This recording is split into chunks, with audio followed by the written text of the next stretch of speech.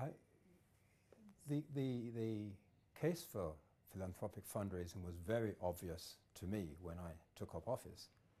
But we were faced with two major challenges. The first was that the orientation of the university community, and indeed of most stakeholders, was against philanthropic fundraising. The idea was that the government should pay. We were used to that, and we wanted that to continue. The second was that I actually came into the office as a direct consequence of a protracted crisis in the university that culminated in a major tragedy.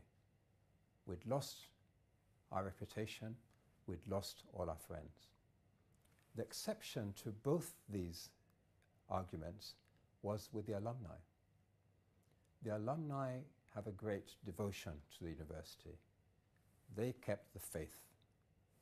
And they also had a culture of donations to the university and of fundraising for the university. We felt that this was a group that we really had to harness. They had great potential. We started working with them.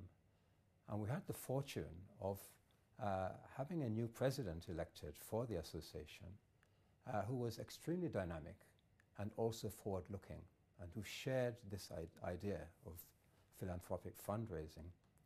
We worked very closely with him to develop and expand the alumni organization, and to develop that organization as a fundraising system.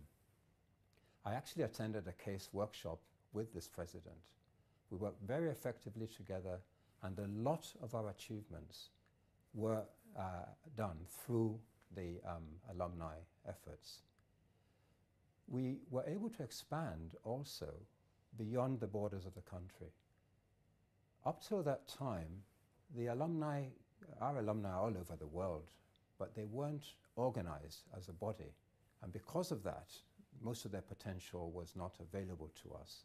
We could get individual donations, but as a body, they weren't involved in fundraising activities. We had planned to go out and meet with them, which would have been very expensive. But in fact, serendipitously, they came to us.